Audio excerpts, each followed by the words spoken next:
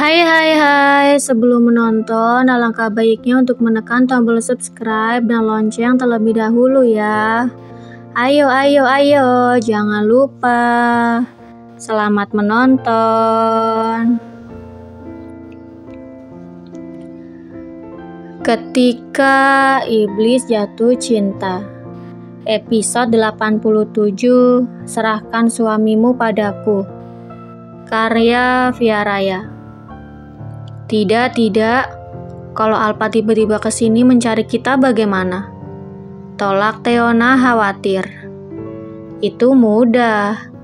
Aku akan menelepon Mbak Santi untuk tidak datang ke sini. Bagaimana? Balas Iko Sagon membujuk.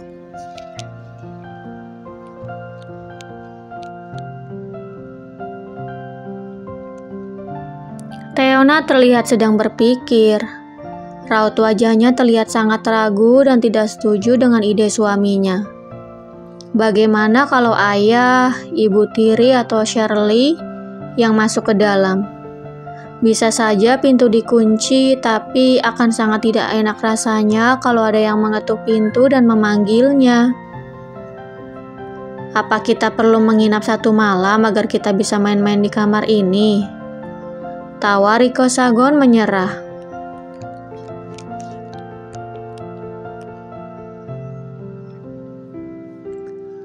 Ya sudah, sekarang saja. Tapi kalau ada yang datang ke sini bagaimana? Kata Teona memutuskan tetapi masih khawatir. Abaikan saja.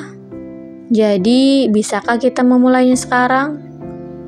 Tanya Iko Sagon yang kemudian diangguki oleh Teona.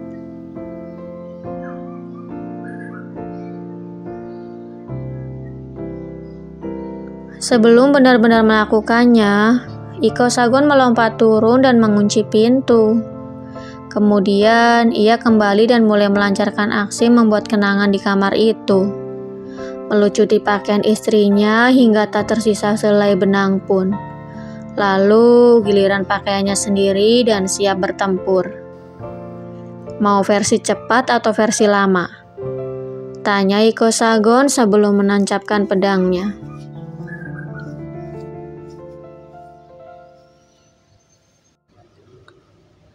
Versi cepat saja, kalau versi lama nanti saja di rumah.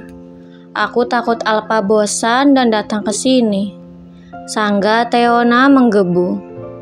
Oke, deal. Nanti malam di rumah kita main lagi. Kata Iko Sagon bersemangat. Akhirnya, Iko Sagon bergerak maju mundur cantik dengan gerakan yang sangat cepat. 7 menit kemudian, peraduan dalam peluh berakhir. Seperti permintaan Teona, proses membuat kenangan di kamar itu dilakukan dengan sangat cepat.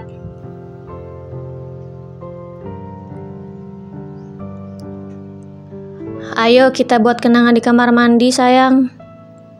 Iko Sagon mengangkat tubuh Teona dan berjalan menuju kamar mandi. Mereka membersihkan diri dengan waktu yang cukup singkat. Padahal biasanya mereka akan membutuhkan waktu sampai 1 jam karena lanjut ke babak kedua. Tidak lama kemudian, mereka selesai dan kini Teona sedang merias wajahnya di depan cermin.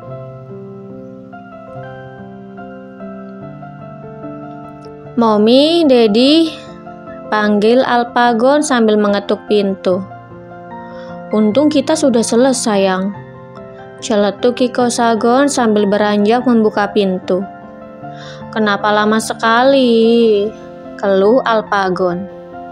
Anak kecil itu menatap rambut ayah dan ibunya yang basah. Dedi sama Mommy habis mandi. Kenapa tidak ajak Alpa juga?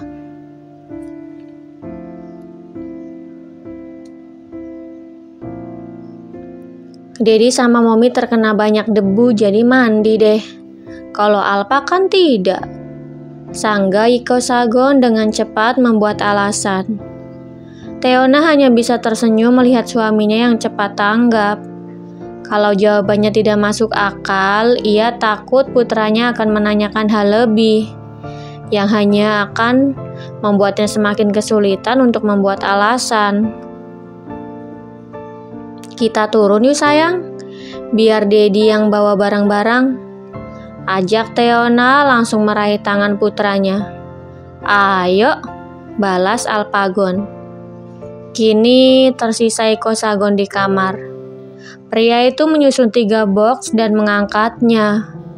Lalu ia lekas keluar kamar dan menuruni anak tangga. Kenapa papa menikahkan Kak Theo dengan pria itu bukannya Shirley? Keluh Shirley bertepatan dengan Teona dan Alpagon melintas. Karena Tuan Lakaswara yang meminta sendiri. Kalau tidak, mungkin kau yang akan papa nikahkan dengan Osa. Balas Robinson. Mendengar percakapan mereka, Teona hanya bisa tersenyum sambil menggelengkan kepalanya. Ia tidak berpikir bahwa Shirley yang sekarang tetap Shirley yang dulu.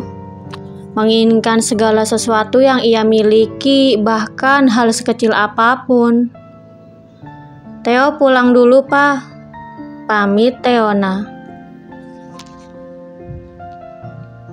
Hei Theo, serahkan suamimu padaku dan kau bisa memiliki semua yang aku miliki.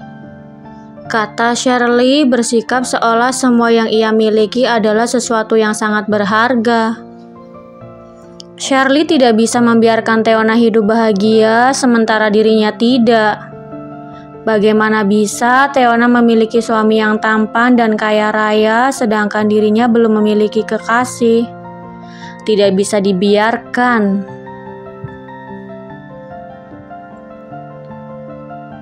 Mbak Santi, bawa Alpa ke mobil lebih dulu.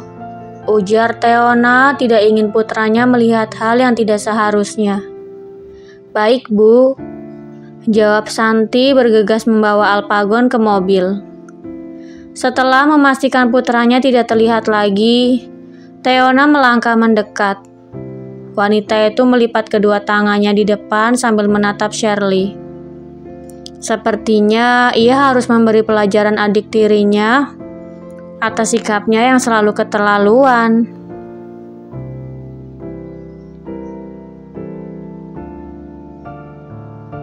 Jadi, kau ingin menukar suamiku dengan apa? Kau punya apa? Bahkan pakaian dan barang-barangmu saja hasil merebut dariku. Lalu, kau ingin menukarnya dengan apa? Tanya Teona sinis. Kau berani melawanku? Murka Shirley. Kenapa? Bukankah di sini kau yang memulainya lebih dulu? Beraninya kau ingin menukar suamiku, Shirley? Teona mengulurkan tangannya dan meraih rambut adik tirinya. Au, sakit. Lepaskan aku. Teriak Shirley memaki kesakitan. Kalau aku tidak mau bagaimana? Tanya Teona malas.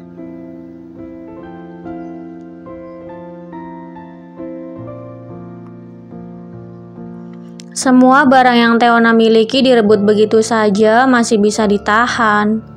Akan tetapi adik tirinya berencana merebut suaminya dan kali ini ia tidak bisa tinggal diam. Apalagi melihat ayahnya yang hanya diam dan tidak berencana untuk melakukan sesuatu. Hal itu berhasil membuat emosinya meledak dan berani menyakiti Shirley. Theo, kenapa kau bersikap berlebihan seperti itu? Adikmu hanya meminta suamimu dan kau bersikap seperti ini. Bentak Robinson.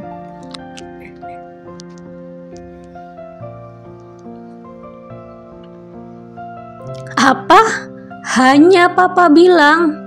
Shirley ingin merebut suami Theo dan papa bilang itu hanya. Dulu baju, tas, sepatu, semua barang yang Theo miliki diambil Shirley dan papa hanya diam. Sekarang giliran Shirley mau merebut suami Theo, papa juga masih bersikap seperti yang dulu. Astaga, sebenarnya yang anak kandung papa Theo atau Shirley? Terkejut Teona sambil menyugar rambutnya ke belakang diiringi cengkeraman keras.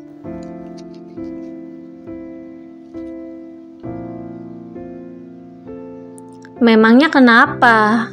Sebagai seorang kakak, kau harus mengalah dengan adikmu. Timpal Mary malas. Adik? Adik yang mana? Dia anakmu dan bukan adikku. Tanya Theona sinis. Theo, berani-beraninya kau bersikap tidak sopan terhadap ibumu. Timpal Robinson membentak.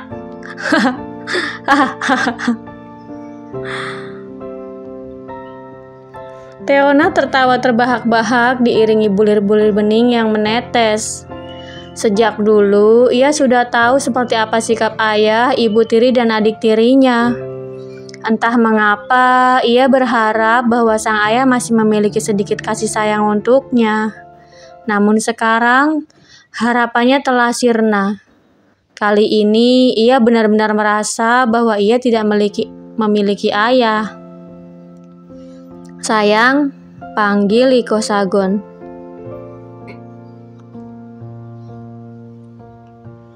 Hatinya merasakan sakit melihat istrinya diperlakukan dengan begitu buruk oleh keluarganya sendiri.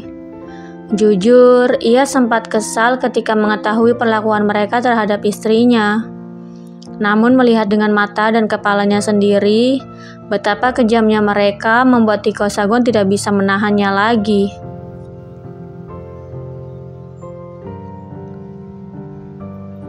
Mendengar sang suami memanggilnya, sontak Theona menoleh ke belakang.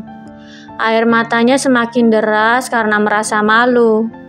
Bagaimana bisa sang suami melihat kejadian memalukan itu? Bagaimana bisa sang suami melihat kejadian di mana ia merasa paling buruk? Apa aku perlu...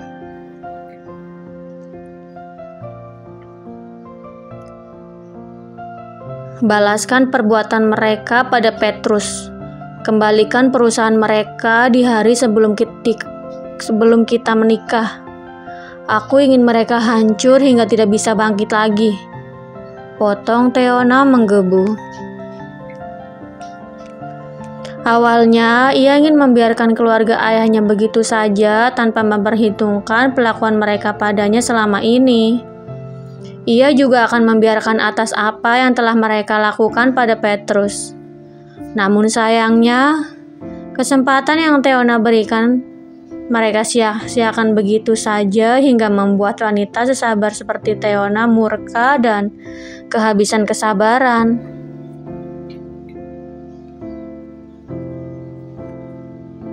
Baiklah, dengan senang hati. Balas Iko Sagon tersenyum menyeringai. Tidak, Theo, jangan. Papa minta maaf atas apa yang telah Papa lakukan padamu selama ini. Mohon Robinson. Buat perusahaan Robinson bangkrut dan tidak bisa bangkit lagi.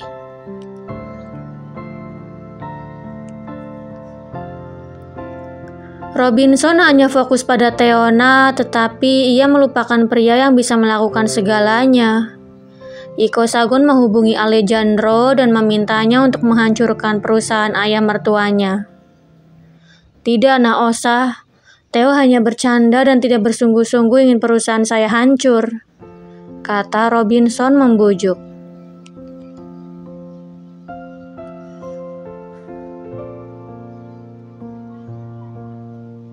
Iko Sagon sama sekali tidak peduli. Ia melangkah maju dan berkata, "Ayo sayang, kasihan anak kita terlalu lama menunggu."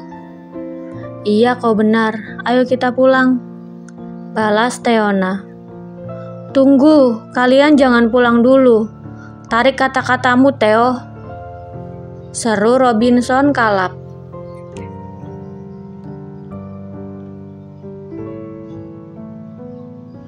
Ia tidak bisa membayangkan jika perusahaannya kembali hancur. Apalagi orang yang berani menghancurkannya adalah seorang Iko Sagon. Ia yakin setelah ini tidak akan ada satupun yang mau menginvestasikan uangnya pada perusahaannya dan akan sangat sulit bagi perusahaannya untuk bangkit lagi.